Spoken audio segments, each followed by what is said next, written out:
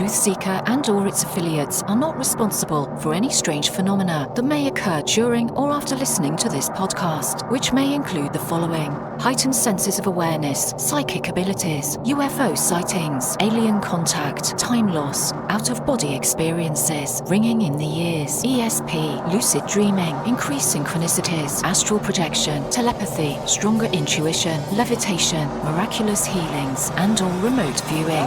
Please be advised to listen at your own discretion.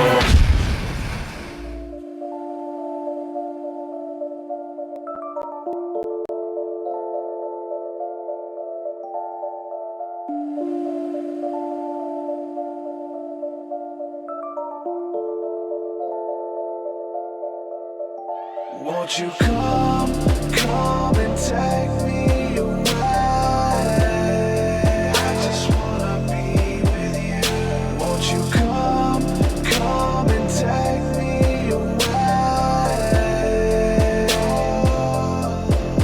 To a place to walk on troubled seas, faith to stand when I don't believe. I just wanna be with you. Won't you come and take me away? I just wanna be with you. Won't you come? You are now locked into the TruthSeekah podcast. Gargoyles! Psychics! Everything's ungodly! Dark's at it! Streaming live at TruthSeekah.com. She's not a Christian! Give it up, y'all. Your portal to the paranormal, esoteric, and all things spiritual. She's tampering in dark's at it stuff! And now, your host, TruthSeekah. Hello, ladies and gentlemen. I'm TruthSeekah. This is the TruthSeekah podcast. What is up? Excited, delighted to be with you guys tonight. We're doing this show tonight, right after our School of the Mystics session. So shout out to everybody who was there with us tonight. Had a good little session, good discussion. And joining us over here in the live stream now on YouTube. Shout out to everybody supporting my work through Patreon. If you want to support the podcast, support the music, and get cool stuff, head on over to patreon.com/TruthSeekah. There you can get access to my entire discography, and you get access to the School of the Mystics and a bunch of other cool stuff that's over there. Head on over, check it out. Want to thank some of the some of the newest members within the last 5 days, actually. A couple new people. Shout out to Emery Marie Diaz, Classic Cosmopolitan. This is the name they signed up as, guys, not me. The next person signed up under the name Decaying. Shout out, man. What's up? Welcome to the fold.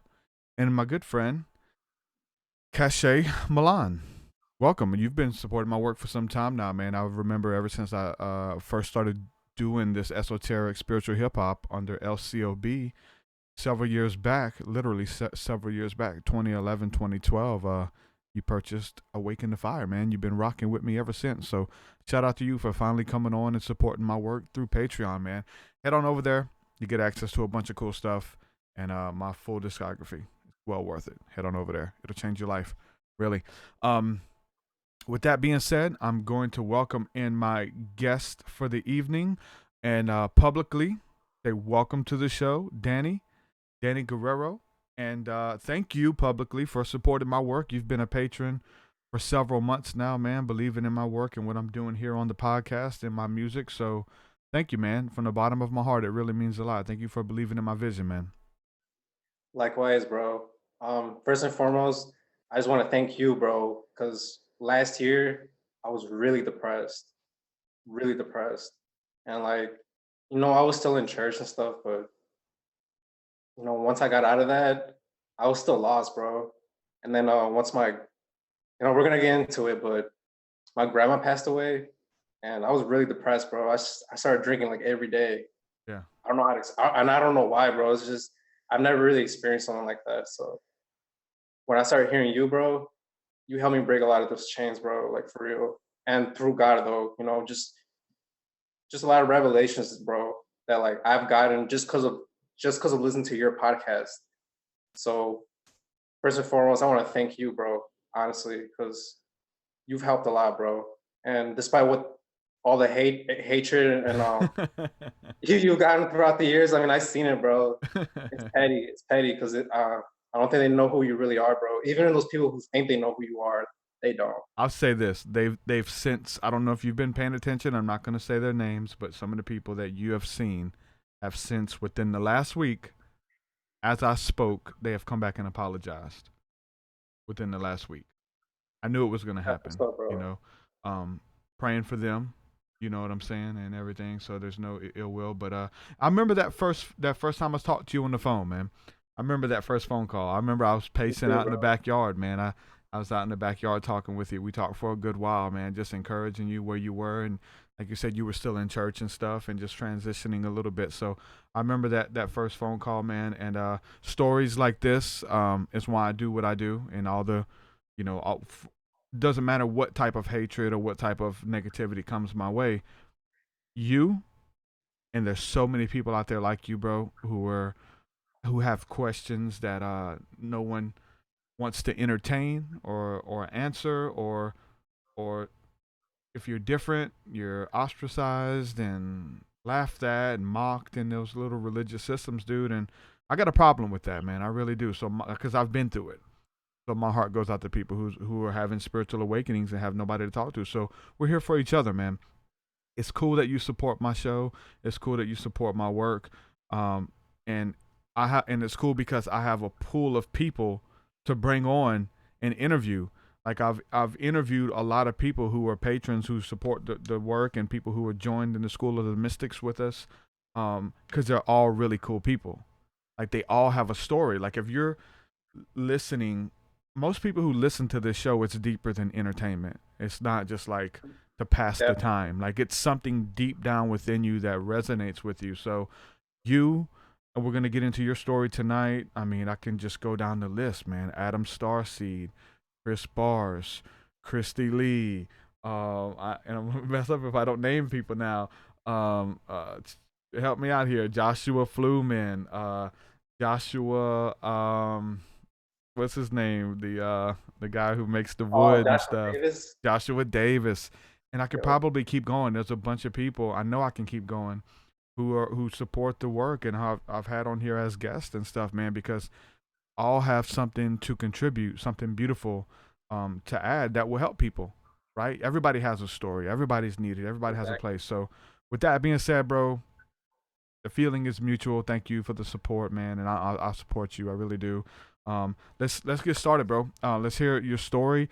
Why you why you attracted to this type of material, the Bible, spirituality, mysticism. Like where does it start from you that kind of got you into stuff thinking outside the box, or just religion in general, man? For sure, bro. Well, I just want to start off. When I was born, I mean, I actually have memories being in my mother's womb, and it's crazy because I ask people that they do remember that, and some of them don't. A lot of times they don't, but I did, and it's really weird, because I'm like, why was I chosen to have that type of memory? And so throughout the years, basically,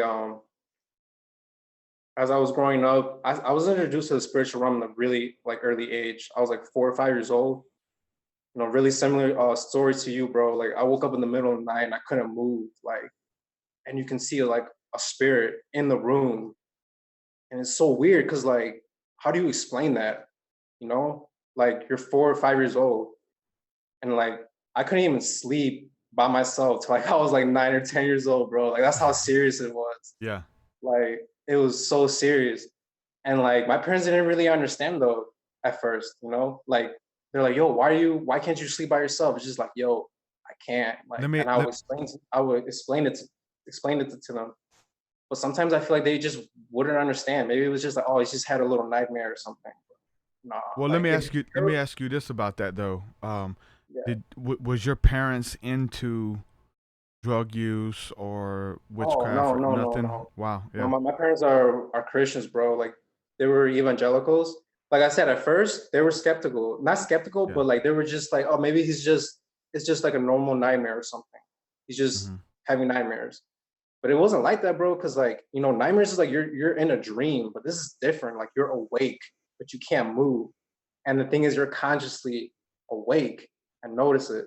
Like you notice that you can't move, but you can move your eyes, and you're just like, what's going on? And something's in the room with you. You can't talk though. Like you're Yeah. trying to call for help or something, but you can't talk. And then it's like, and then you see like a spirit or like pretty much like a witch, like in your chest or something, like screaming into your ear, bro. Like I had that so many times, and I never understand why I had that. And I remember like, it's because throughout my life I moved a lot of times. Like I was living in the suburbs in Chicago.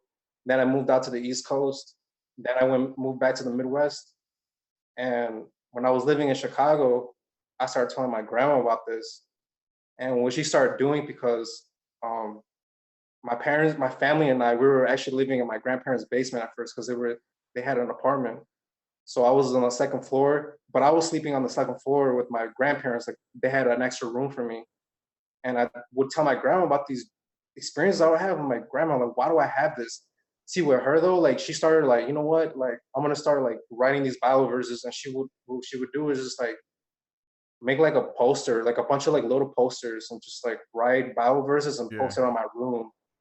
Like that's how serious it was, bro. I mean, you know, that's how serious it was. And I'm like, and that really got me mad though, because like at first, because I'm like, why am I keep getting these like dreams? I mean, not even dreams, but these experiences, these encounters. Like, what does this even mean? Like, because at that time were you watching scary movies and stuff?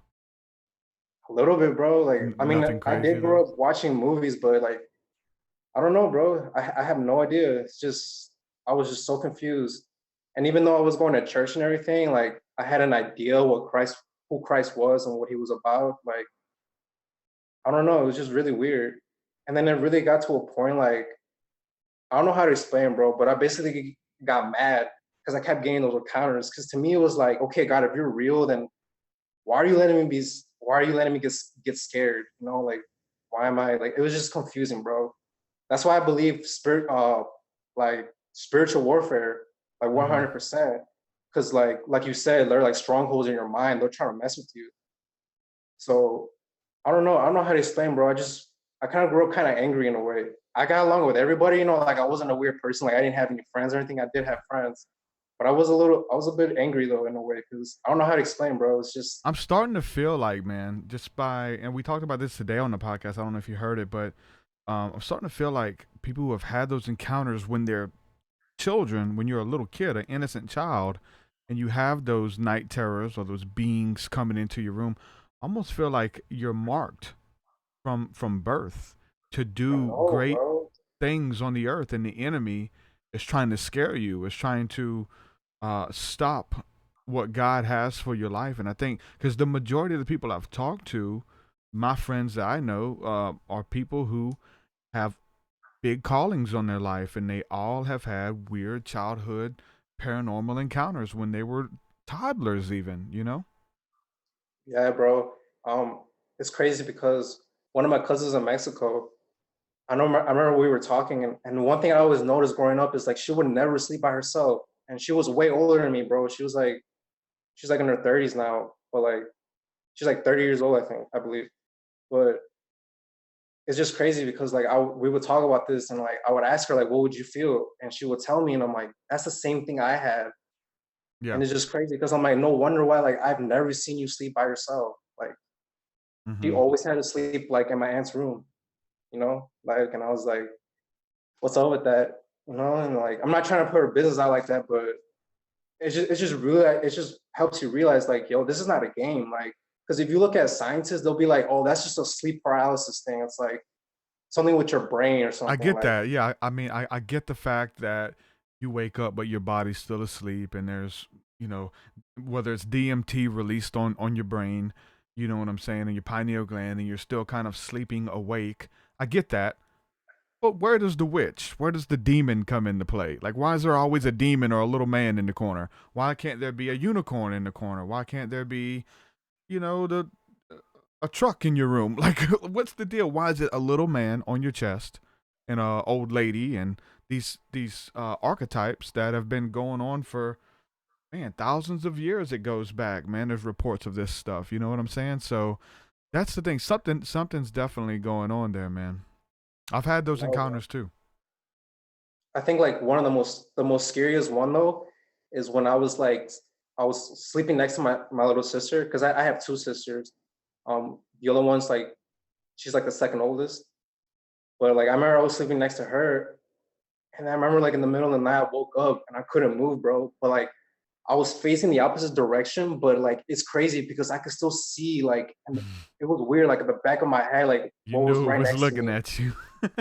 Bro, it was the most scariest thing ever, bro. Yeah. Because this one, I've never had an experience like this one. Because this one actually started to growl at me, like super demonic, bro. And I still remember that image in my head, like it was yesterday. And I remember like I wanted to cry so bad, but like I wasn't trying to, because like I wasn't trying to wake up my sister, you know. But I was just like, just imagine, just like you're crying, but you're not trying to cry because there's like a demonic I've been entity there, next bro. to you, It's bro. scary. And Yeah. that's the thing though. People like, if you tell that to certain people, they're like, "Are you okay?" Like, I think you're just, We you know had, how like, you know how like some psychiatrists or quote unquote professionals say they're like, "Oh, you must be something's wrong with you mentally." Like, it's like, nah, bro. Like, I'm good. Like, I'm yeah. good. Like, I know what's going on. I just don't believe like that whole science thing. Yeah, my sister, several years ago was dating a guy, and just they were just talking about, talk about God and the spirit world, and do you believe in aliens? They was having that talk, and she told him about my encounters, and mentioned about me, waking up in the middle of the night, being pinned down to my bed when I was a child and couldn't move and couldn't scream and all that stuff. She told that to the guy. He started busting out in tears. This is a grown man. He started breaking out in tears, crying. She's like, "What's wrong?" He said, "Because I had that same thing happen to me as a kid, but he said I've never told anyone for fear that people would think I'm crazy." This guy has held this Oh, with him his yeah. whole life. He's in his 30s and hasn't even mentioned it for fear of ridicule, or you're crazy, or maybe it's in your head. He broke down and cried to my sister talking about that, man. That shows you how deep this stuff is. No, yeah, bro. It definitely is. But then I don't know, once my mom started noticing that like I wasn't playing, because like my not playing, but like I wasn't exaggerating. Then they were like, okay, what's going on? Like then they started to tell me you should pray, read these Bible verses, like maybe it's like the enemy or something. And I really did think it was all that. But then at the end of the day, I was like, well, why is this still happening? Like I don't understand. That's what turned me off a little bit about church too throughout my years, because I was having those memories. And it's just crazy, bro, because after that time, like I started getting addicted to pornography. I was like 12, 13 years old. Like, I lost my virginity when I was like 13 years old, bro. So it's like that shouldn't have happened, like I don't care what anybody says, but like back in the day, I really didn't see how sexual was really, like sex is spiritual. I Yeah, didn't realize yeah, that till now. Like yes, not it's now, but special. when I Yeah, started yeah. growing spiritually, it's crazy, bro. Because I'm like, yeah, I kind of wish I never had sex, low key, like that at that young age, because dude, sex is addicting, bro. Like pornography. Yeah, you know what? And we're talking about science. I really like when science and spirituality complement one another. You know what I'm saying? So Oh there's yeah, science now definitely. that's proven that. So we talk about spiritual soul ties, that like when you have sex and you come together with someone in the scriptures, that's your wife. Jesus said, "He who becomes, he who joins himself to a harlot has become one flesh." Like in the Old Testament, when that was your marriage vow, was that blood covenant, right? And so there's so much spirituality that ties in with that, with the Hebrew customs and mysticism, and coming together with that person, and sealing something, sealing the deal. And now science is starting to say, oh yeah, the like you never get rid of the DNA of the person that you have slept with, and they're like, science has proven this now, and you wonder why you can't quit thinking about the one who got away, and pray. You got to pray these people out of your mind, and you can Oh, never that get is them crazy, out, bro. man. It's deep. I'm sorry. I didn't know that though. That science has been proving that Mm-hmm. lately. Yep. Holy crap! No, Yeah, I didn't know that, there's a bro. bunch of articles out there about it now. Yeah, it's deep. Like you hold the DNA from your ex lovers. Why you can't quit thinking about them. Yeah. Yeah, no, yeah, dude. I can definitely see that though. That's what I'm saying, bro. Like, I just, like, I'm not saying like I had a lot of sex, but I just really wish I would have like understood more the spiritual side of that. Cause, dude, we're trained. Like, I don't know about, cause you know how it is, bro. This is America. Like, like if you really think about it, I feel like they promote a lot of sex, even subconsciously, whether you recognize it or not. It sells. It It's like, sells. It catches your attention. You know. that's what I'm saying, bro. And it's just like, I don't know. I just feel like they're there for a purpose though. Like all these advertisements with like sex and stuff. I feel like they're there because I don't know. I was watching this good documentary regarding about like why sex is sacred, and it was just saying that like one of the biggest reasons because it's like well for the male sperm is like it's like creative energy or something like that. That like and that is pure spiritual. Yeah. And I don't know, Oh it's man, really there's a crazy, bunch. bro. I mean, you look into tantra, you look into sex magic, Yo, holding your semen in. I mean, there's a bunch of, we don't have to go in deep on this, but when you get into like the Masonic rituals and stuff, there's a lot of stuff with your semen, and we'll end that there. We won't have to go into too deep on that. Maybe on another one, but let's carry on with your story, man. So having all these encounters and stuff, and growing up, kind of getting mad at God because of all of this stuff happening to you. Then what's the next move? Well, I don't know. Basically, I went through high school. Like everybody has their good times and bad times. There's a lot of stuff I wish I never done in high school, man. Like I don't know. I was a really like at one point I really became petty. I'm not gonna lie, because I just thought like stealing was okay, like robbing people. I always felt like stealing from stores was okay. I didn't too, like bro. stealing from people, but I thought like stealing from an establishment, a Walmart, Kmart was okay. It's Yeah, not, but you try to justify it.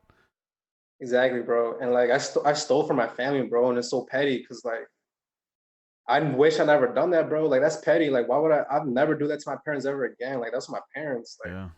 it's like loyalty, bro. Yep. And it's just like I've never done that ever again though to anybody, like to my parents or my family or my friends or anybody. I've never like really robbed my friends, but like I would like rob people who I acted like they were my friends. So it's like Yeah, I did. I it's did that too a lot. it's I was a it's misguided karma, youth. bro. So like, but I don't know. Basically, after high school though, like it's weird because like I had a psilocybin trip, a magic mushroom, and like I never really tried it at first. So when I first tried it, I don't know how to explain it, bro. It was crazy. Like I remember I was with my friends. We were at this dude's house, and we had got them in the capsules, like pill capsules, but Oh they were yeah. broken down. And I took it. I remember like I didn't feel it at first, but like after like an hour and a half or 2 hours later, like it was kicking in really hard. And it's crazy, bro, because like at first I thought it was because most people who tell you like, I mean, not most people, but like a lot of hype when it comes to psilocybin. Like they tell you like, oh, you start seeing this, and Pink it's true. mushroom. I mean, Some of it's pink elephants and stuff. yeah, like it's. I mean, you do see some stuff, but like it's not like that exaggerating like they make it seem. Yeah, yeah, yeah. But one thing I definitely noticed though is like, dude, that was so spiritual. Cause like I remember like I went home. I had left my friends and I went home, and this is when I was by myself, just in my room. And I remember it was like 12 in the morning, bro. And it was just crazy because like I was just like I was just thinking stuff I've never thought about before. Cause I was just like, who am I? Like all of a sudden I started asking these strange questions like, who am I? Who are we all? Like who are we, bro? Cause after high school, like you kind of get into college, because I was going to college too, and then you start researching about mainstream science and like philosophy that basically backs up atheists. I mean, Yeah, yeah. like so like I was confused, So but when I took that, I started thinking way more deep stuff I never thought about before though. Like one of the main things I really like kept thinking about when I was on that, I was like, yo, I feel like I'm the same person. Like everybody, like we're the same person. Like on a mystical level, bro. I don't know how to explain. Hmm. Like, and it's crazy because like because I started getting that revelation a little bit later, like years later though. Yeah. Like it wasn't even at that time, bro. And that was only a psychedelic trip. Like, and like at first I didn't know what I felt, but I know I felt something. Like, you know, I don't know how to explain it. Like I was able to understand it though later when I started understanding more spiritual stuff. Cause I'm like, yo, like all this stuff that I felt there, it was all like all of oneness, bro. Like I really felt that when I was on. And the reason why I say it is because like I started, like I said, I one of the main things I started thinking about was I feel like I'm the same person. Like everybody's the same person, just like in different bodies. Like I don't know how to explain, bro. And then it was crazy because like I'm like, nah, like I don't like nah, like that can't be true. But I'm like, I don't know why would I think that though? Because the main thing that I noticed too is like I had really strong empathy for people, bro. Like empathy, like all of a sudden, like I saw a different perspective. And like the next day after that, like I really like it kind of changed me. It really did. Cause I remember I felt happy, bro. Like I was really depressed at that time too. Like I just don't know how to explain. And then I started doing research about that. And they even said that there's like published medical like peer-reviewed journals that are coming out showing and proving that psilocybin is healthy for like if you want to treat for depression. Yeah. Like that's no joke, you know. Like I can understand some people abuse it. I mean, don't get me wrong.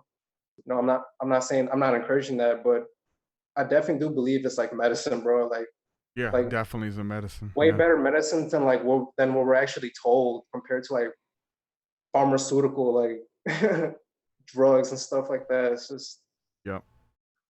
it No, just that's a- it just helped me embrace nature more too, you know, like so I don't know. After that though, like I remember I started taking acid. I took acid like maybe a couple months later after that.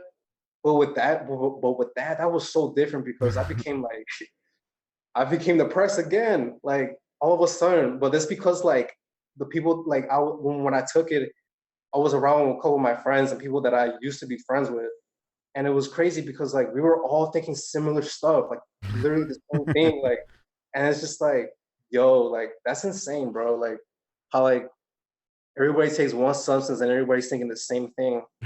But this time it was pretty shady though because yeah. people were Around like shady people, man. Yeah, you got to be careful. because people were like because some people were saying, I mean not all people but some people that I remember saying this, they were like, yo, I feel like we're just here to make money. That's the meaning like of life. Like nobody cares about one another. I feel like we're just here for money. Yeah. And like the thing is like I did kind of believe that at first because like I said, I was confused, bro. It's just that's why I don't really encourage anybody to take acid, to be honest. Yeah. Like I don't I either. really Yeah. don't though. Like I've taken like I smoke weed, I've taken psilocybin, but with acid, Man-made. I don't recommend that. I don't recommend that at all, bro. Because if you look, even the CIA was known to use that against their victim. They targeted innocent people to see how they will react, and that's messed up, bro. Like our Yeah. own government did that with acid. Mhm. You know, not even shrooms or weed. It's acid.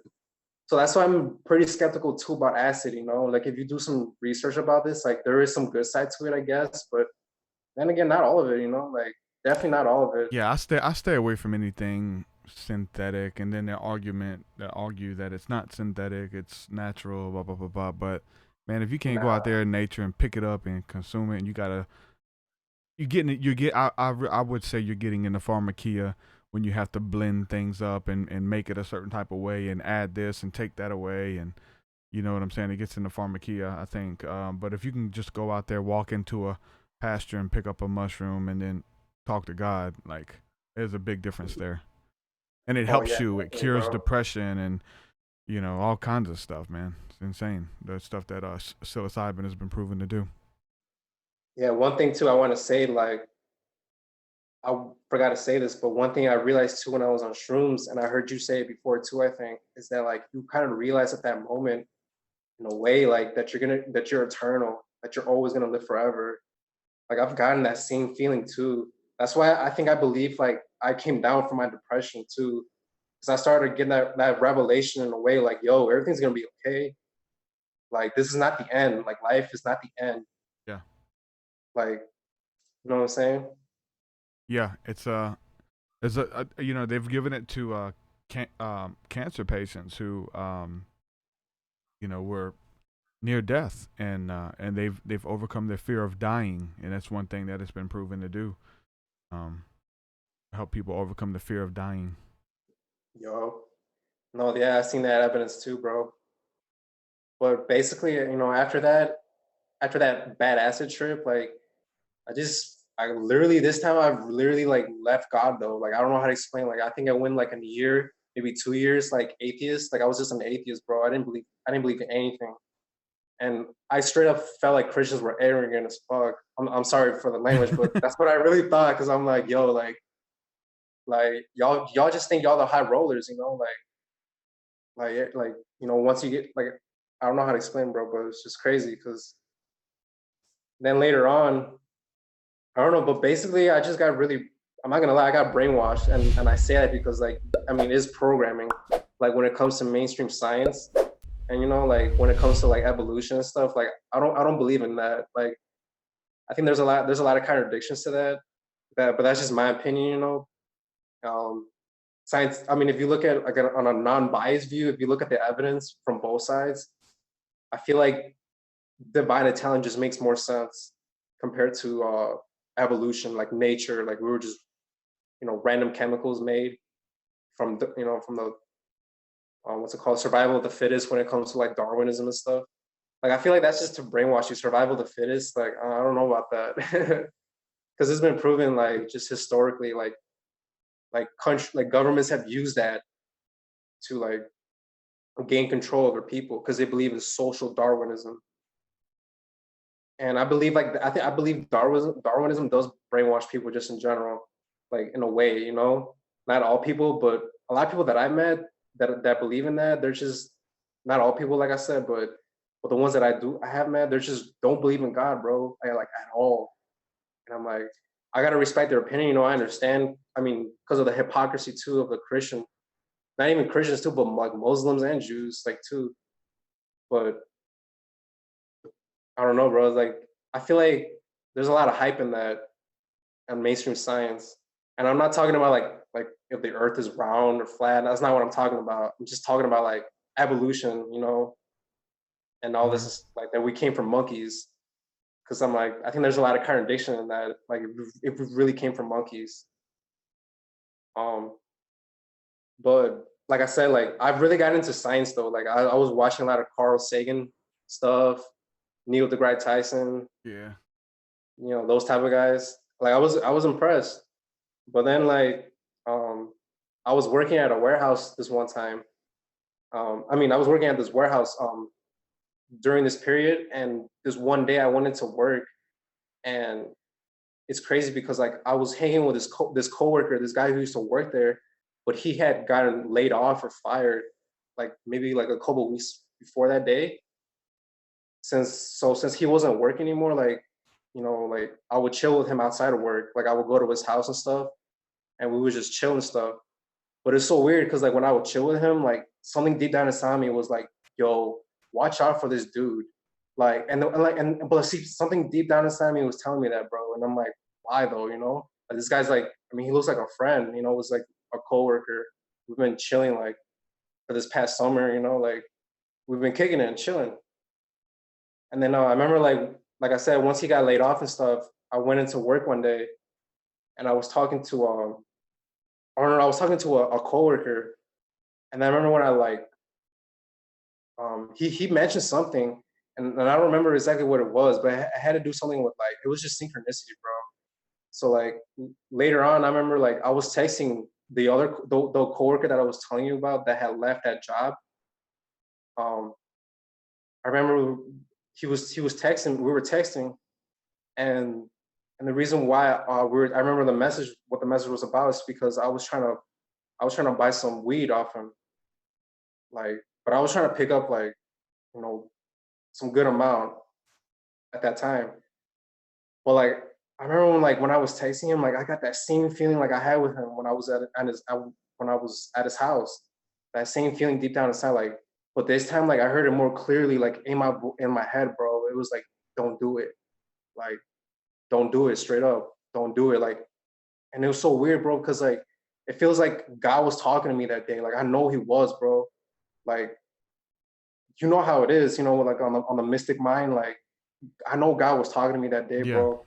And I was just like, and I remember I was saying back, because remember I was an atheist at that time. I was skeptical about spirituality. And I remember I asked, you know, God, if you're real, like if you're, you know, if you're trying to tell me what you're trying to tell me right now, and show me something. And I remember like literally after like 3 minutes, bro, like literally 3 minutes after that, um, this coworker that I used to work with, his name was Patrick. I remember he pulled up in like one of those forklifts, like he pulled up real quick too. He got out, he was like, "Hey Danny," he's like, "Hey bro, like you heard that that Tony robbed Mitch?" And I was like, "What?" Like, bro, I was just I've been so skeptical about this dude for a minute, bro. But he would seem so friendly to me, like a cool dude. And the whole time, bro, like I just found out he had just robbed somebody from one of our he had just robbed a coworker. And I think the guy he robbed was the guy who helped me get that job there. Like he helped me get put on with that job. Yeah. And I remember I was like, bro, like that is crazy because I literally was just gonna pick up weed from this guy. Like I was. And literally like that time was like, don't do it. Like I've never had that like I had those couple feelings, like those revelations before, but never like that. Like it was just like, don't do it. Like straight up, don't do it. Like it was just repeating in my head, like a voice speaking to me. And that's why I was like, yo, God, if you're real, like let me know right now. Cause like if I shouldn't like buy this from this guy, then let me know right now. Cause why would I feel this? You know, obviously there's something to it. He was out there robbing people, robbing Yeah, coworkers. bro. Like, and I was just like, dang, like thank goodness, bro, because like no wonder why like I always had an iffy feeling when I was with him. Even though he seemed like a cool dude, like a Yeah. chill dude, like you know, like a cool bro, but apparently not. And I knew he was trying to rob me because after that, I never heard from him again. Like he never texted me like, "Yo, what's good, bro? What you been on?" Like nothing. You know, like that's how I know too. You were trying to rob me, bro. Like you've never hit me up to say how you been, bro. What you been on? All like never, nothing. Just silence, bro. That's how I'm like, yeah. I knew you were trying to rob me, bro. It's just crazy because, like I said, I believe that was all God, bro. So did that incident, as much of an impact that it had on your life, that did that restore your faith in God just from that incident? Like not restored completely, but I became skeptical about spirituality at first. Like, because like I said, I wanted to believe, like I said, like let me know right now. But I wanted to believe, but then again I was skeptical because like I said, I grew up in a Christian home, so we were always taught like, like Jesus is the way and also and all this and that. But I was still confused about the gospel. So every time I hear about God, it just reminded me of Jesus. Like, you know what I'm saying? Like, so like at that time, like it restored my faith, but that was just like the beginning, Like I became more open-minded because the very first thing I started doing, bro, was like I started picking up like new age books. I wanted to hear a different perspective about like what God is, or I was confused because I feel like there was a creator out there, but I wasn't yet fully convinced about like God through like Jesus Christ, I just was confused about that. Yeah. So basically, I started reading like new age books, bro, like David Wilcock, like that synchronicity key. Yeah. And that really opened my mind, bro. I was just like, whoa. That's like the first time I ever heard somebody speak about like oneness with God. Like even though there's a lot of stuff in there I didn't agree with at all. Like I mean, now I don't agree with it. Mm-hmm. But even now, like one thing I realized is like, yo, I don't think Christians like are the only ones that know God. Like I really don't. Like they do, you know what I'm saying? Like and I'm open-minded about that because like you said before, and from what I've seen through scripture, it's like show me the fruit though. Like you have love, like give love, unconditional love. Because in church they teach you like find out what this brother believes in, and like see if Accepting, you're going accepting to it. Yeah. accept him or not. And like I think See, that's kind of see, wrong. see how good he is at repeating doctrine we teach him, and then accept him. If he's good at it, well, he could stay. But if he's not good at repeating doctrine, if he asks questions or has a different opinion, then we're gonna have to kick him to the curb. Oh yeah, definitely, bro. And then I don't know, but one thing that like got me really into David Wilcock too is because he talked about aliens a lot. Like, well, that's a key thing he talked about in his book. And I don't know, I was confused because like I did believe in aliens, but then I was like, well, what are they? You know, like.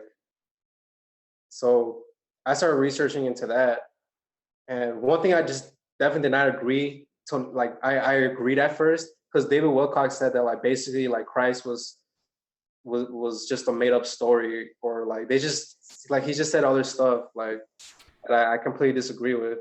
I've seen some footage of him talking good about Jesus, man. I know, but like in his books though, like I remember like one thing that he said that like he channeled this alien Ra, like the alien Ra, the entity Ra, and like he said he asked the entity like who is Jesus, and I think the response was like, oh, you mean Yeshua or something like that. And I'm like, well, he was just like another ascendant, like basically like another master, like another. He's just like you. Like he said, like another, like basically like an alien entity or something that like reincarnated on Earth or something like that. And it was just like, I don't, you know, I did believe it at first because to me I was like, no, I feel like all religions. A lot of people say that. They're like, I think Jesus was an alien, bro. You know, it's like all this weird. I think he was this. Yeah, I don't. But that's the thing though, bro. That's what led me to Jesus Christ a lot though, because like after that, reading all those books and I really thought I knew it all, like I had it all, like that's like I just started like I through my research and through my own personal experience, like it's the complete opposite of what David Wilcock was saying, bro. I'm like, bro, like you said all this stuff, but I'm seeing different stuff, bro. Like, and I'm asking, and I really have asked God, reveal yourself to me. Like, I want to know who you are, because there's people who say that you're like, you're just the universe, you know, like, or there's people who say like, you know, well, like there's I feel like there's all types of gods, you know, people have said that too. And I mean, there is some, I mean, I don't want to get into that, but there is, I do believe in that in a way, but I still believe in one creator though. Yeah, yeah. Like that's the source. Yeah. But like, I don't know, bro. It's just like one thing I'll definitely say is like after reading David Wilcock and reading his work, I'm not convinced like at all what he said, like how like Jesus was fake. I'm not convinced, bro. Like that's, and I've asked God, like I said, reveal yourself to me, because like I'm confused. Like there's Christians who say like you're this, and then there's Catholics who say you're this, and then there's Muslims who say you're this, and then there's Jews who say you're this, and then there's New Agers who say you're this. That's why he breaks it down, and he asked Peter. As he asked Peter, he's asking us, "Who do you say I am?" They say you this, you know. They say I'm this. They say you're the Son of Man. They say you're Elijah come back reincarnated. It's like, okay, I don't care what they say about me. Who do you say I am? Who I am? Who am I to you? He said, you know, to me you're the Son of God. He said, you know what I'm saying, blessed are you because nobody told you that. Nobody told you to repeat that. You came up with that because God told you, because that's the essence that was revealed to you. So blessed are you. And it's the same, you know, he's asking us the same thing. Who do you say I am? Not who they say I am, or this or that, or who does David Wilcock say I am? He doesn't ask us that. Who do you say I am, Danny? You know? Yo, definitely, bro. And but don't get me wrong though, the dude has a lot of good stuff. I'm not gonna lie. Like he definitely brings everybody has something, man, something to offer. I don't think anybody has it. You know, you have to follow the Spirit. You don't follow man. What the Bible says, "Curse is the man who trusts in man." So we have to be able to follow the Holy Spirit, and the Holy Spirit deals with men, but it's not. You don't follow a man. You follow a spirit. The true sons and daughters of God are those who are led by the Spirit of God, and the scriptures tell us all the leaders, all the pastors have gone astray. But He'll send us a pastor according to His heart, I believe that pastor was Christ. He was the shepherd, what the word means. And that's who Jesus was. So we're able to commune directly with the Father because he knew what was in men's heart. That's why Jesus had to come. They jacked everything up, tricking people, charging people, all kind of just wickedness going on in the earth. So that's why Jesus had to come. You know what I'm saying? To make things right, to restore the foundations. And I think it's really important too that we have this podcast because I think this is the main message. Like, who are we following though? Are we following men or are we following the spirit? Like straight up, bro. Like, there's just so much doctrines and different theologies that I've seen. I'm just like, yo, but in the day, like, what's truth though? Like, you know, like I always hear so much different perspectives, and it always comes down to it. Okay, but what is the truth though? You know, like even the Bible, like Paul says that like we're not like the ministers of the letter, but ministers of the spirit. Like we need to follow the spirit, and that's another key verse too that we're gonna get on later on today about like ministers of the letter. I think that's very important, and I think yeah, like I said, we're gonna get into that later, bro. But basically after like my like researching with aliens and stuff, I just had a really huge awakening though with like I don't want to talk about it too much, but just like the 9/11 conspiracy. Yeah. Like it really opened my eyes, bro, because it just teaches you straight up like you need to do your own research. Like you can never ever like just all this experience that I was having. Well, 9/11 was like the main one. Yeah. Like basically like you cannot trust anybody what they say. Like you had to find out for yourself if it's true or not. And I think 9/11 like just that was just like the main like the last straw that like okay, you know what, like I'm kind of skeptical now about like the government, you know, because like especially because I grew up listening to Tupac a lot. Like that was like one of my biggest idols, bro, growing up, like listening to Tupac. If you listen to his songs, bro, like you will never find another Tupac like the way he was. Like this dude gave it all out. Like he would talk about like government corruption, like that the FBI has murdered all the black activists. And these are black activists, bro. Like a lot of them didn't even promote violence at all. And that's you know what I'm saying? So yeah, you know what, man, and I'm not. This isn't fact, but this is just kind of theory to throw out there. You know what I'm saying? Sometimes my mind wanders and thinks that like, what if some of these leaders who were murdered in front of the whole world were part of the two witnesses that were to come back and to testify? Whether it was Malcolm X and Martin Luther King or Tupac, and the whole world saw their death. You know, it said that everyone would see their death and stuff, and people who preached righteousness and equality and stuff, man, are murdered in front of the whole world. You know what I'm saying? Like I don't believe that, like that's the legit, but what if, you know? And I don't know, it just really awakened me because I started like research about real history and stuff too, because there's a lot of stuff that I grew up we were taught in schools. I'm like, yo, I don't think that's true at all. Like, you know, like one, and I'll just say this one thing, that's it. But like the main thing that got me really skeptical too was like Martin Luther King, because like since I was a kid, like they never really told us specific details how he was murdered. All they said was he was shot by an angry white guy, like a racist white guy, and that he was angry and he shot him, and that's about it. But then like once I started like, I think last year, I started reading books like from his lawyer, like, and he's actually the lawyer was actually the journalist, like the actual journalist who started exposing the Vietnam Wars, who started like posting up photos, like this is what actually is going on in Vietnam, like don't believe what the media is telling you, and that's how they got along, like Martin Luther King, because he was anti-war, bro, like really anti-war. A lot of people don't understand that like back in the day, because in school they will tell us like, oh, the government basically like. We've always helped Martin Luther King. Like we've always looked at him as like a friend or like, you know, like like a hero. That's not true, bro. The government the government had Martin Luther King as like one of the top men wanted in the FBI, and he never promoted violence. Yeah, like that just shows you, like, man, I mean, when you look at those guys, you look at Martin Luther King, you look at any leader who rises up, man. Usually, it's their own people who betray them, whether they get jealous or they get envious or what. Martin Luther King, Malcolm X, Jesus Christ, his That's own true though. people betray him Very and want him true. dead. Because Martin Luther King, like, and his books, if you look in his, if you read like the book that his lawyer made, like he gave a lot of proof and even documentation that you can look up for yourself that like the government did kill Martin Luther King. Like his family won in 1999 in a civil court, proving that. Like the Yes. judge, even like the judge said, like it was 70% the government and 30% of the owner of the restaurant that he was that the owner like helped like set up this operation because if you look at the like their story, they say like Martin Luther that the shooter was coming from like a window at a hotel room, something like that, or a bathroom. No, that's not true.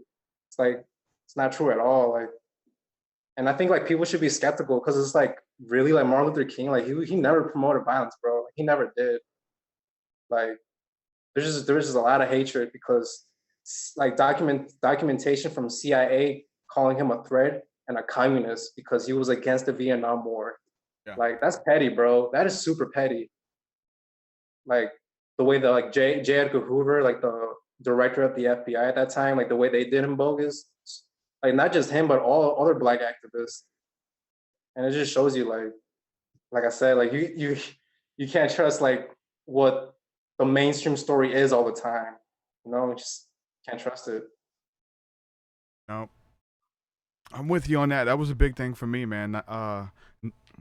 9/11. I watched what was it? Fahrenheit 9/11. I watched that, and that's just on Oh the yeah. outskirts stuff. That's just like Oh, yeah. little stuff, you know.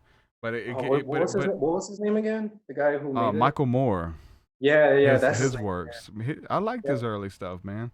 But yeah, it just I don't know. It showed me how to have empathy for other people and to put myself in their shoes of seeing what we were doing in other countries and invading and what the troops were doing and all just wickedness, man, just straight wickedness, you know. So Fahrenheit 9/11 was a big one for me at first to just begin to get into Alex Jones and then trying to get into my nationality, finding out, you know, doing study about the Native American tribe that I was on, that I'm from, and running into work from the Black Hebrew Israelites and hearing them talk about the tribe of Gad, which is from the North American Indians. And when they said that, Holy Spirit hit me so strong, dude.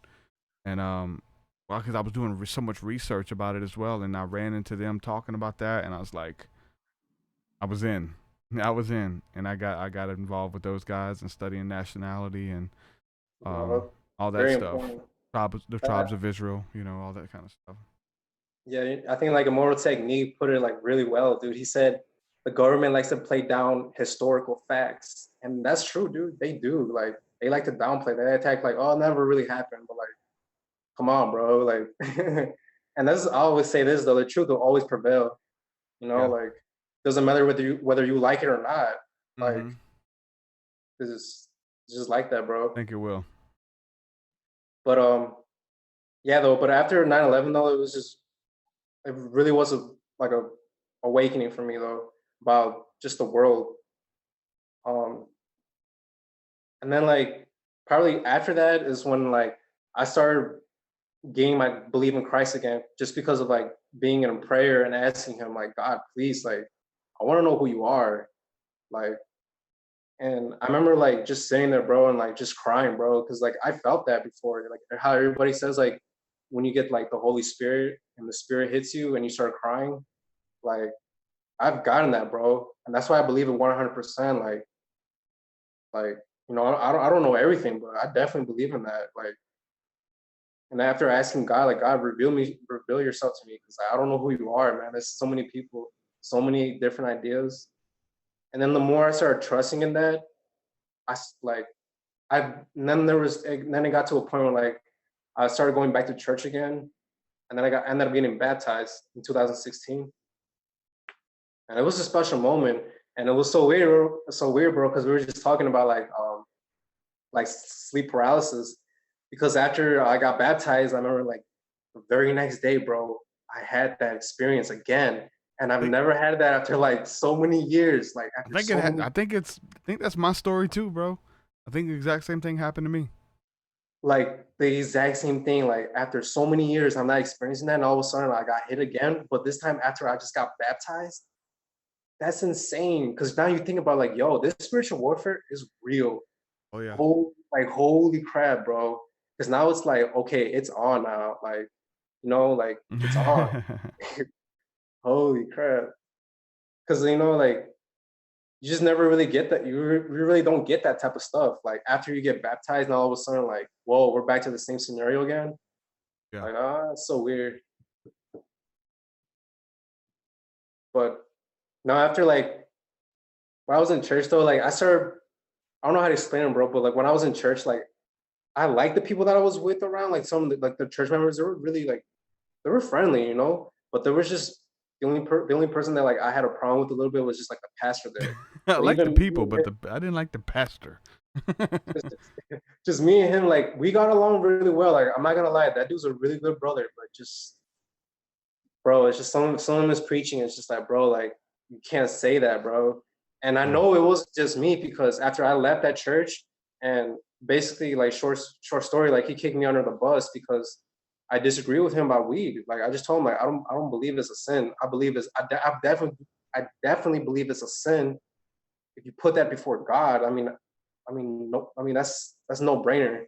But like he was like, no, like you're deceived. Like, and then he would like text me, bro, and just like all these like different like websites that he went on to, and not even they're like amateur websites, bro. Just Christians to find like, out what he wanted to find. Yeah. smoking weed and like all this and like Yeah, weed is linked to demonic possessions and I was like, bro, like that turned me off, bro. Like, bro, like you're like sending me those type of messages to my phone because I don't agree with you. Like, I don't know that there. I was like, I started getting like iffy about that because I was like, yeah, you become a threat because then you might go through and start telling some of the other members, that it's okay to smoke weed and God is okay with it, and so you become a threat to that man's business. yeah, bro. And I mean, I understand though because like his background, he was he used to be addicted. I mean, he had problems with drug abuse. Yeah, I completely understand that. yep. But the drug abuse that his drug of choice though is nothing compared to like what weed is. I don't want to put his business out like that, but I was just like, bro, like I understand that, but it's just really different scenarios. You project. We covered that on the that one podcast with Mark Moore, Christopher, projecting. Oh yeah. Because you have a bad experience, Say, well, my experience has been good. I don't know what you're talking about. And you're like, no, it's not. Trust me. Listen. Yeah, bro. And then like one time I just came into church one day, and it was like after like that time he was sending me those text messages, and I remember I was sitting there and he was preaching, and all of a sudden he just like, and I remember this to this day, bro. He was like, and I don't know, because I was there. Like I said, I don't know, but first he was like, let's open up our Bibles and let's read. Like I think it was like First Peter or First John. I don't know. But be it was sober minded. But that one verse where he was like, anybody who sins is of the devil. Yeah. And like all this and that. And I'm like, okay. Yeah. But then like once he started preaching, he was just like, all of a sudden he was just like, oh, and then we have those type of people who think they can do what they want because it's not quoted in the Bible. And I'm like, damn, bro, like you're petty, because I actually had at one point did tell him that. I'm like, well, bro, show me a verse then where it says that, and I'll believe you. Because that's manipulation, bro. They used to, like, when I was coming out of the church and stuff, they would like, talk about David Wilcock and it's witchcraft and you're dealing with psychics and witchcraft and all this kind of stuff. That's true witchcraft is manipulation. And you're up there from a pulpit manipulating people and using your seat of authority to call you out, to call a member out from the pulpit, dude, and to make people laugh at you. I'm pretty sure he had people laughing and, who thinks they could do that? And he's talking to you. I've had that happen on many occasions, and that's demonic, dude. That's witchcraft, bro. For real. It was just so disrespectful because after the sermon, like he came up and shook my hand. And he was just like, I'm glad you're here. And I'm like, bro, like what? Like what? Who does that, bro?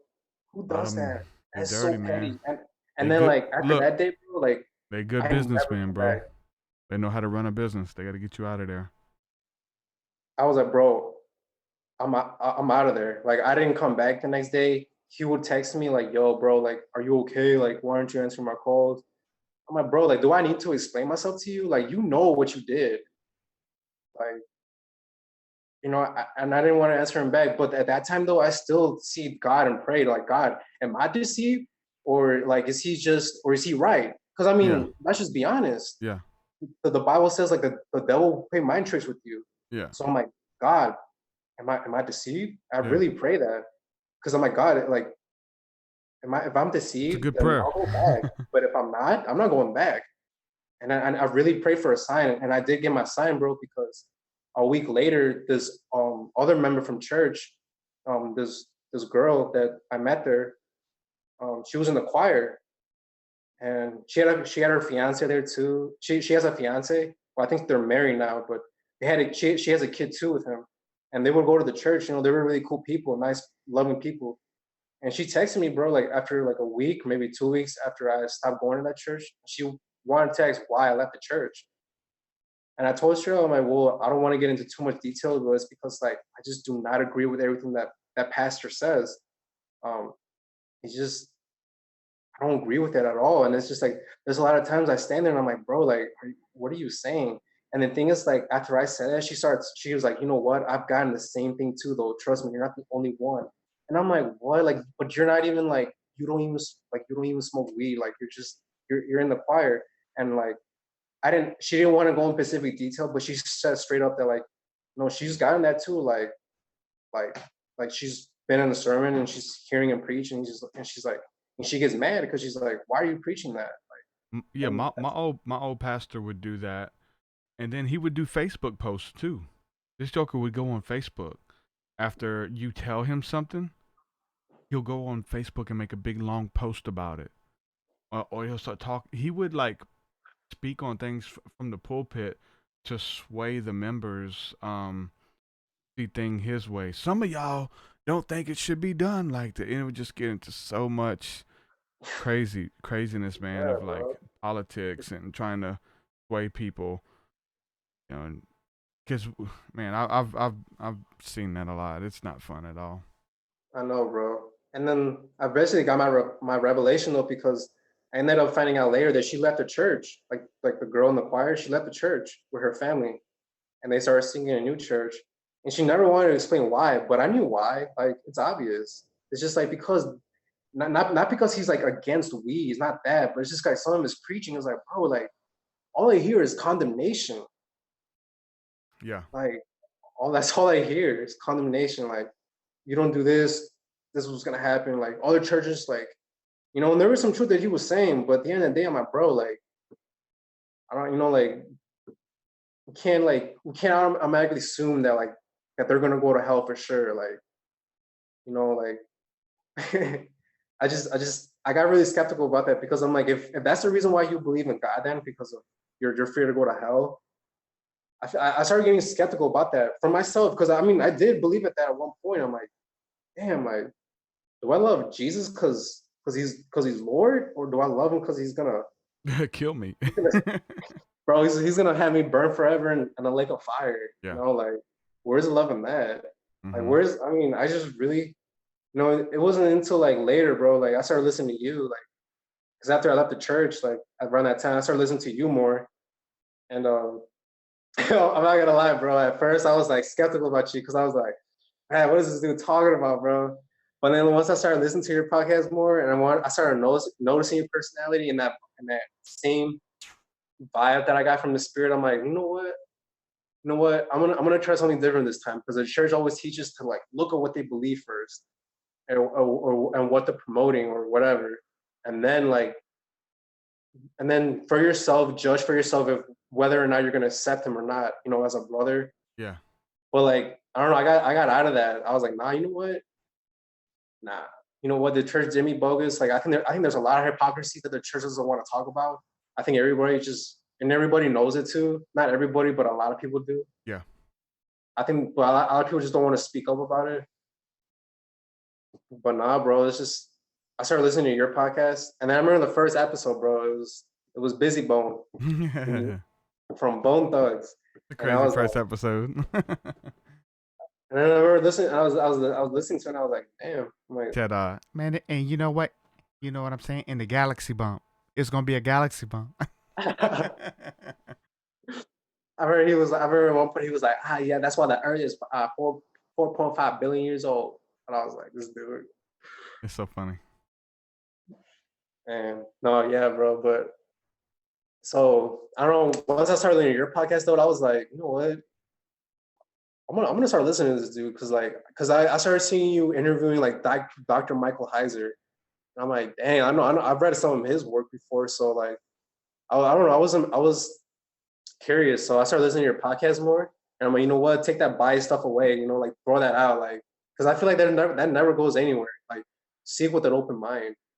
So I started going with that tactic, and it worked out pretty well, bro, a lot. But like I said, like after like in 2017, like after the Cubs won the World Series that year in 2016,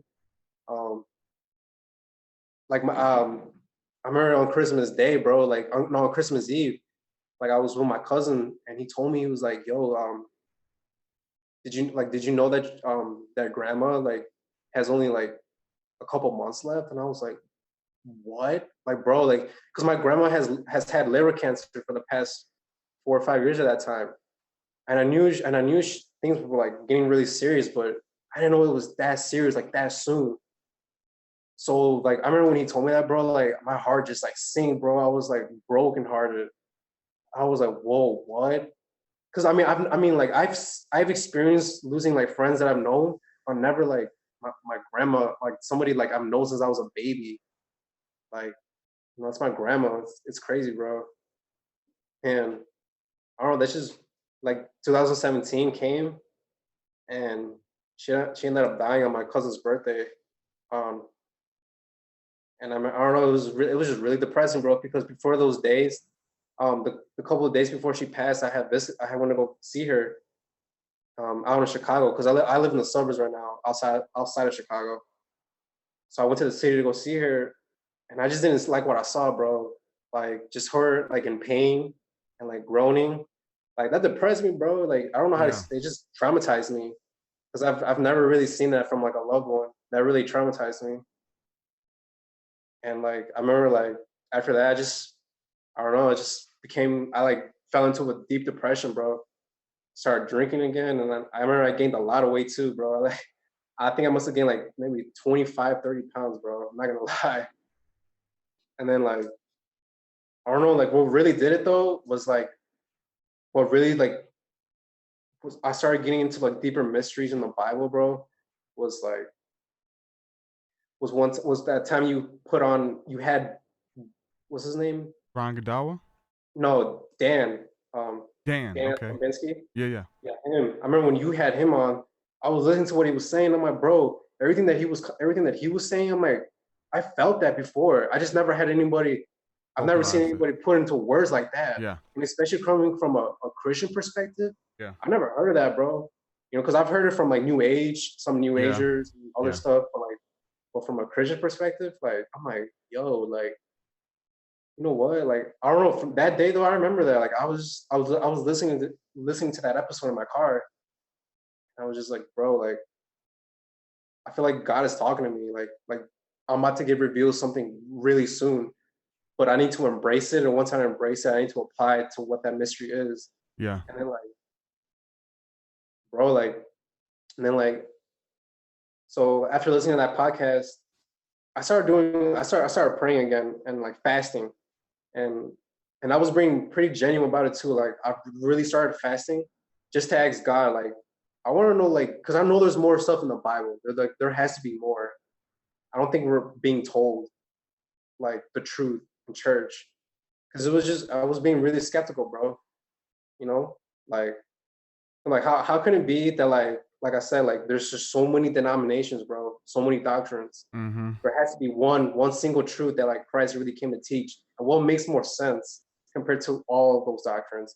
Yeah. Because it does though, like it really does though. I think that's why I believe it's truth. Like can't deny it. And basically though, bro, like my my biggest revelation I ever had in life, bro, was realizing who I really was, bro. Like my true identity. I feel like that's very important. Like, so many people right now are so depressed, like don't even know what's going on in life because they don't even know who they are. Like, they don't understand their true identity. Yeah.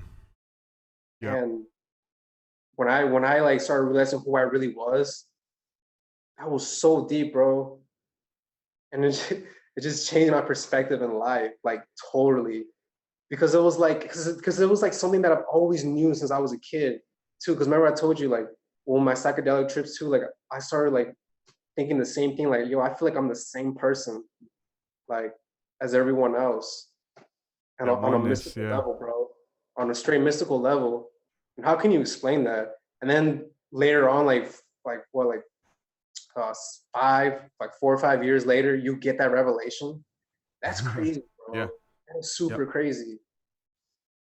We are And one body, man. We're one people. Like literally, even when Jesus, you know, I relate that back to the body of Christ, how we all are different parts of that body, but that body is one. We're all one. That's what the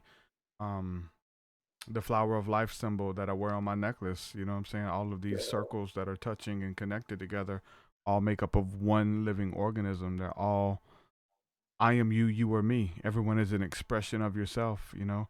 And that's why, you know, it goes back to when people disagree with you or people lash out at you, it's usually not because something you did, it's because you represent or remind them about something that they don't like within themselves. And so you're an expression of them that they don't like about themselves, whether you have too much freedom or you have too much liberty or you have too much grace or you're not as good as they are, you don't work hard enough, or whatever the case is that they don't like about themselves. You represent that, and it causes them to lash out. yup, no doubt, bro.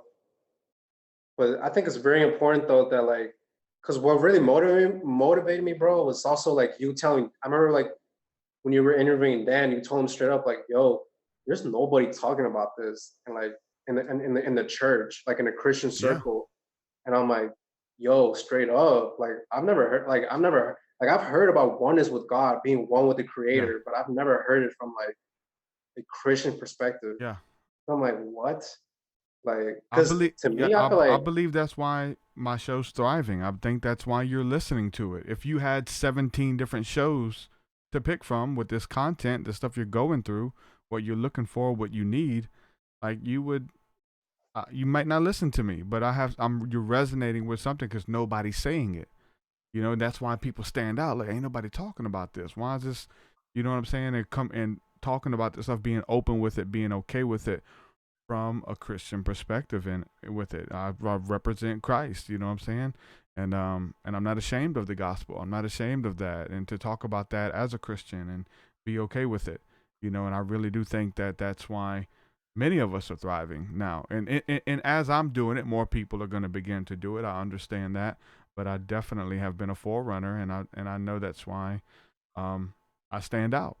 You know, and it's different. And the New Agers who don't like Jesus, they might not like it. They might not like you when you talk about Christ, or the Christians might not like it when you interview a New Ager or whatever the case is. Everybody wants it kind of catered and detailed just to them, but there's a mixture there, man. It's not just one. It's not this way or that way. It's a little bit of all of it. It's an eclectic blend of just spirituality and truth and love, and just dealing with people. You know what I'm saying? All men. The one thing I like about the New Agers is like they're more open minded when it comes to like how do I say it, like aliens and like what is the word, like astrology and stuff, you know, like all the know, stuff like, that's in the Bible, but the Christians refuse to talk about, or they demonize if they do talk about it. Yeah, bro. People don't even realize that, like, what's it called, the three wise men. I mean, we don't even know there were three wise men. That's what tradition has been saying. But like, people don't even know, like, the wise men that saw the star and went to go present Jesus, like Christ, those gifts. The Bible says, like, if you look up the original language, they were astrologers, dude. Yeah. Magi. People don't know that. Wizards. Some people be like, oh no, it was just astronomy. I'm like, nah, bro. It was astrology. They were wizards, like, man. They followed the stars to find out where Jesus was going to be born. Because in Spanish, like when we say the three wise men, we say los reyes magos. Magos means a magician. Yeah. So it's magi. like, it's obvious. I mean, it's obvious, bro. People just don't like, oh, no, I don't know. Some people like, it's just astronomy. I'm like, I don't think so. But no, bro, like, no, like you said, bro, you are definitely a forerunner though in this, because I've never really like heard this from a Christian perspective. I try to stay away from that because like I thought at one point it was like blasphemy. Like, what? Yeah. You're claiming to be like, you're basically claiming to be God, like the creator, like one with him. That's the same thing they crucified Jesus, because he claimed that he was one with the Father. And little do Christians know that that's what he actually taught to his disciples. I mean, people need to understand, like, yo, I don't even think that he was telling them that I am one with the Father. I think he was telling us that we are one with the Father. You know what I'm saying? Oh no, yeah, definitely. No, that's what I'm trying to say. Like all of us, like we're all one. Like that's the deepest secret he gave to his disciples. Yeah. That's why he told them, like, yo, when I tell you the secrets, but to the others, when I speak to a crowd, I speak it in a parable. Yeah. And people don't understand that, like, how is it that like Jesus was able to like hold his ground against like the top lawyers, the Pharisees? These were people who would consider like the law, like the lawyers, like the experts in the law, like that was their job. And yet Jesus came and taught them, like, yo, y'all don't know nothing. Like, y'all think y'all know the Torah, really? Like, and that's why I think it's really important, bro, that like I think we teach, and this is a good concept that you brought up like last year too, that I've been paying attention closely, is that the Bible is full of parables. Probably most of it is parables, like the Old Testament. Yeah. And I know some people don't want to agree with that, but it's just like there's a lot of evidence through Scripture that tells us that the Bible, like a lot of the Old Testament, is just a lot of it's parables and riddles. But people don't know, but like the early church, they never taught that every scripture should be read in a bare letter, like on a strict literal perspective. Like people don't understand it. Like people like, for instance, like the church father, I think his name is Origen. Like he was considered like the best early church father because of his like just because of him defending the Christian faith. Because at that time, like I don't know if you studied some of the history about this, but they said at that time, like the pagan philosophers around that time started like attacking Christianity because they were saying like, oh, well, like this and this and that. And then it was like Origen was one of the most earliest church fathers who came and sat down and broke it down. Like, what is it really about? And one of the things he brought up, like straight up, is like that, like you cannot read every Bible, like especially like in the Old Testament too. Like you cannot read every scripture through a bare letter, and that means literally like a history book. You can't do that. And then one of the reasons why he said that is because like people get a wrong concept, like a wrong idea about God. And I think it is true. I mean, I don't know if you've ever seen like atheists like Richard Dawkins and like other type of like atheist scholars. Yeah. Like the first thing they do when they start attacking the Bible is they go straight to the Old Testament. They're like, oh, like God is a loving God, and like, oh, what about this? Like God like put you to death, like put you to death because you had sex with a man, or a virgin gets put to death at her wedding day because she wasn't a virgin. I mean, that is skeptical, bro. I'm not gonna lie. That's why I'm like, I don't know. Yeah, there has to be something else, man. And the allegory makes perfect sense, dude. If you look at the reasoning behind it and who these people or nations that the Israelites destroyed, what they represent. They represent sin and strongholds and things that go on in our lives and things that we face, and it makes a lot more sense. Exactly, people, bro. And that's the thing, want to though. take it literal, but it's not, man. It really isn't. There's no proof that it is. Oh, yes, they are. They found Noah's Ark.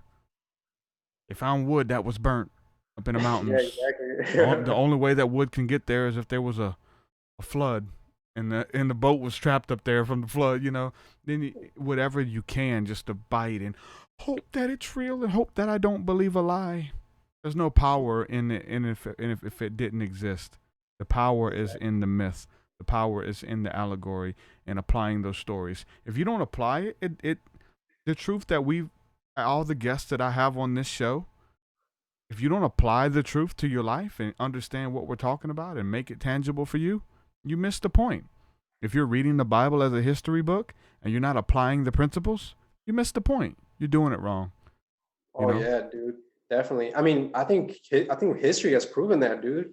Look at all the religious wars. Oh, Look at all this yeah. hypocrisy. Just because people said it's in the Bible, like that's dangerous, bro.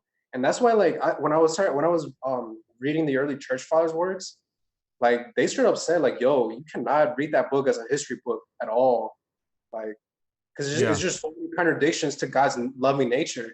And remember, the Bible says that like God never changes, like He's always been the same. They're So how do always you changing. so how do you compare it to like an angry God in the Old Testament because you didn't obey what I said? And then the New Testament, He's a loving God. I changed my mind. Compared to the New Testament, Well, and that is a good idea. Like, I mean, that is a good good concept to remember. Like, how do you compare like the God of the Old Testament to the God of the New Testament? So much so that the Gnostics will say that was a different God. They can't fathom that. They don't understand the allegory, so they'll say that was a different God. That was Yahweh, and Yahweh was judged for being angry and being psychopathic and all this stuff. But when you look at it, it talks about we're created in the image and likeness of God. That so-called Yahweh, who is a psychopath, as you say, you act just like him. You get angry, you regret that you did something, you repent, you feel sorrow, you get mad, you speak out. All of the things that Yahweh did, we do, man. We're made in that image and expression, but they say that was a different God that was judged and all of this kind of stuff. They have to come up with something to explain it. And I remember, Dan tried to get me into that for so long, getting into that was a different God. Yahweh was a different God, bro. And always I'm like, no, man, there's two different gods, bro. Yahweh and Jehovah, like it's insane. Oh yeah, bro. But I think that's one thing that like a lot of church people, like just the church in general, doesn't pay attention to. And I think that's a lot of reason why a lot of people just get a misinterpretation like of what the Bible really is about. Because most people are just like who read the Bible literally, they're just like, dude, I want nothing to do with this. Like, what kind of God would do this and that? And There's no history book that has as much encoded in it as the Bible. There's no way you're going to read, there's no way you're just going to journal your trip to the doctor's office. And every sentence is going to be jam-packed with revelation about knowledge of self, or about spirituality, with code words and keywords that have deeper meanings about you and your psyche and your understanding. History books aren't written that way. There's no way that the Bible just happens to have all of that stuff hidden within it, and it's just telling history, man. Just telling history. No, it's not. That has so much allegory and hidden meaning and things that you have to dig for and understand, and you won't understand it until you have gone through this. You won't understand King David's battle against Goliath until you faced your own Goliaths. Until you face your own giants, you'll have no idea what that story's talking about. But when you face your giants and that whatever that giant is in your life, your drug addiction, your porn addiction, until you face that giant, you have no idea what that allegory means, and you'll read it as a history book. In the same way for each one of the wars and the different ways they overcame and the promises and the setbacks and all of that stuff, you won't get it until you go through it and understand the meaning of the allegory. The hero's journey, man. It's our journey. Oh yeah, definitely, bro. One thing that I think the church has misread or ignored. But there's a passage in the Bible where I think and this is one teaching too that gets so misinterpreted in churches because I've seen it getting taught. But how Jesus, when he would bring up about divorce, he'll just all of a sudden bring about just talk about marriage. Yeah. And a lot of people will say because I think because the verse where Jesus says any man who not any man but he who leaves his wife or his wife leaves him for another man has committed adultery already. Yeah. Or a lot of people misinterpret that and go well, see, that's why you can't get married. You can't get married. You can't get remarried if you get a divorce. If you got a divorce, you have to stay widow because there's a sin. Jesus said you can't get married. And dude, that's not true. Whenever Jesus talks about marriage, divorcement, any person who leaves his wife for another man has committed adultery. He's talking about a mystical experience where when you have when you become one with Christ, you become one flesh with him. Like that's why the Bible says like let what God joined together, let no man separate. And yet people say like, no, he's talking about marriage. Like really, like Jesus really said like nobody can divorce like their spouse or their husband, or whatever, like because unless it's for sexual immorality, like it doesn't make sense. Because to me, it's like, well, then that means I guess like they can do any bad stuff towards their spouse, except but unless they didn't do any sexual immorality, then they can't get divorced. And I'm like, that's pretty messed up. Because I seen it, bro. Like church teacher, like you can't get married again. Oh, yeah. You can't get married. Jesus said like. Well, that's where a lot of the non-denominational churches come from. Hey, what church? What kind of church you go to? Well, I go to a non-denominational, and most people don't understand that that's a dude who wanted to start a church who has been divorced. But through the Baptist and Assemblies of God, Pentecostal, if you've been divorced, you can't be a pastor. So, but under non-denominational, you're not covered under those things. You're covered under other non-denominational churches, which the majority of the time have been the guys who have had divorces. Yeah, bro. And I just want to add something to that too. But like that's why in the scripture says too, I believe it's like in Matthew 14 or 17. I'm not sure, but it says it somewhere in Matthew. But like when Jesus is talking about marriage, like the Pharisees said to Jesus, like, okay, well, if God is not permitting divorce, then why does Moses say in the law that we can divorce our spouse? Like we can give her a certificate and send her out. And you know what Jesus said straight up? Said he's like, because Moses let you be, like, I think it said like Moses let you be deceived because of your hardness of your heart, because it was not because that scripture was not what it was originally intended of what you think it is. And I'm like, see, that's what I'm saying. Like everybody keeps reading everything literally. Like even Jesus said himself, he said Moses, because of your hardness of your heart, Moses let you do those stuff. Like that's crazy, bro. Like he said, because of your hardness of your heart, you couldn't understand what was originally the original interpretation of it. Even the disciples, Jesus was teaching them. He said, "Look, there's so much I want to tell you, so much I want to impart to you guys, but you aren't ready. Like I can't tell you. You guys would kill me. You probably would kill me if I told you. You know what I'm saying? And so he has to break it down in parables and just give them a little bit. It's like, that parable? This is what I really meant. I know I said this, but this is a picture. This is about you. The seed is your faith and these type of things. And he hid it within story. And that's how the Bible is written. It's written in code. It's written in story. And it's for those who want to study, who want to ask the questions. I mean, look at the mystery schools and all of that stuff. It's hidden. You have to be initiated. Like there's so much power. Look at the Book of Eli, that movie. Whoever has the book, whoever has the knowledge of the book, rules the world. That's a powerful movie. Yeah, it's all symbolic, man. Oh yeah, Danny, I'm gonna have to call it a night, man. It's been a long one here. I want to go ahead and plug your Facebook page, man. If anybody wants to check out your work and what you're doing, because you're working on a book where you're going to be going into some detail about the very thing that we're talking about right now. If you want to kind of plug that a little bit, let people know where you are with the book and where they can follow your work at, man, that'd be awesome. For sure, bro. Well, my Facebook, you can find me in hold on, let me look up my Facebook name, because I just know like my I'll find it. I'll find it for you. I think it's like Guerrero 832, something like that, or maybe I'm wrong.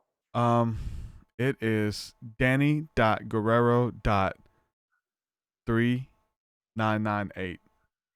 But just type in Danny Guerrero on Facebook and you'll see his beautiful mug there. Find him on Facebook. Yeah, man. So as far as the book is concerned, do you have a working title, a name that you're going with? Yeah, the book is called The Inner Jerusalem, a Hidden Enigma. Awesome. I like that title. Oh yeah, sounds bro. Like that's what I'm saying. And sounds like a song. There's other books I'm gonna write too, though. Like I want to, like that specific book though. I just want to touch about what did Jesus really teach though, because there's just so much.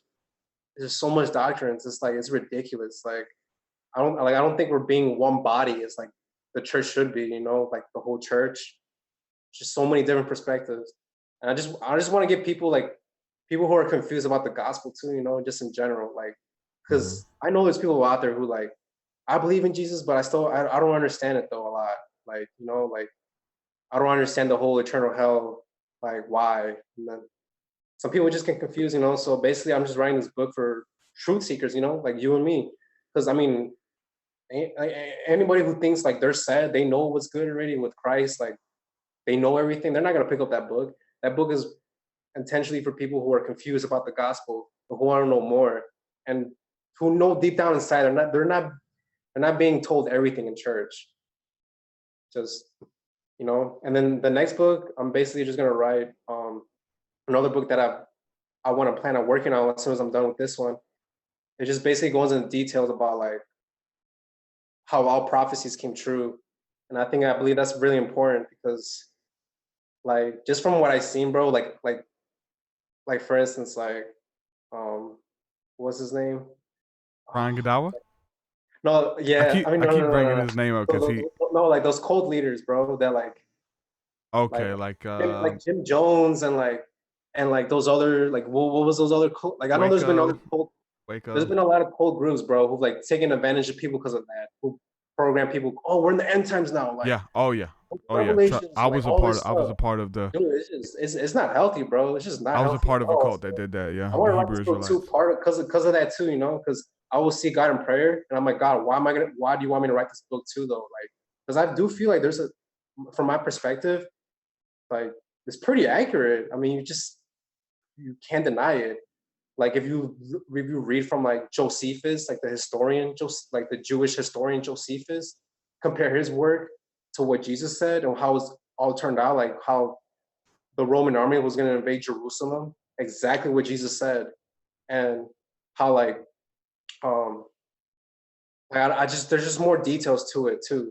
Yeah, but just accurate information that John said, like who the Antichrist was at that time. Revelation was like covering the Old Testament, the stories, and there's history that's encoded in Revelation, and there's future stuff. But like you said, it already happened. Exactly, and I think it's very important that we talk about this, bro, because I don't know, I've seen a lot of like division because of that too, especially because of that. Yeah, I've been dropping Brian Godawa's name, which he you know, I had him on the show. He believes that, and he's going to be on the show, and I think in next week or the week after, I'm gonna have him back on. So he's got another book he wrote that's a fiction book, but it's based off of people who are surviving at the end of the world. That already happened. You know what I'm saying? And he talks about these other people watching all of this stuff take place and happen and stuff. So it's really cool. He's gonna be back on. We're gonna be discussing that. There's a bunch of people, man, who are into that and into you know what I'm saying, the unity doctrine that Christ died for all. You know what I'm saying? And everybody's going to inherit that. So I'm going to have some more people on talking about this stuff. So it's going to be really good, man. Look forward to reading your book once you get it done, and we'll have you back on, man, to promote it and talk about it, bro. Oh, yeah, no, definitely, bro. Just thank you again, bro, for everything, you know, everything you've done. And thank you for this opportunity interviewing me on your podcast. Oh, man.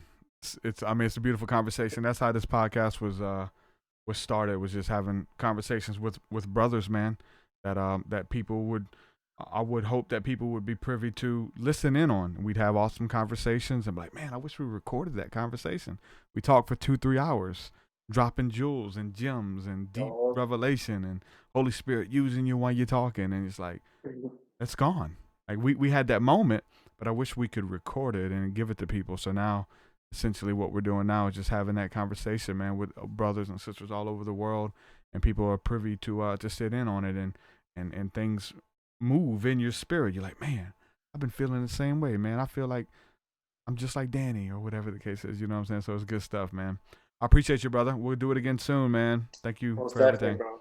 All right, with that, I'm going to say shalom, shalom. And thanks, everybody, for hanging out. Thanks, everybody, for watching. Shout out to Pastor Nar. Pastor Nar became a patron here while we were doing this. So shout out to Pastor Nar. That was a good show, too.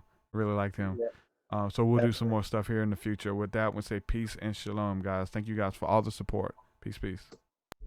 Your way so much higher than mine, so much higher than mine, so much deeper than mine, so much deeper than mine. Well, that does it for this episode episode, folks. To hear more episodes of the TruthSeekah podcast, head over to TruthSeekah.com. And if you're wanting to support the show and get rewards, go to our Patreon page at patreon.com/TruthSeekah.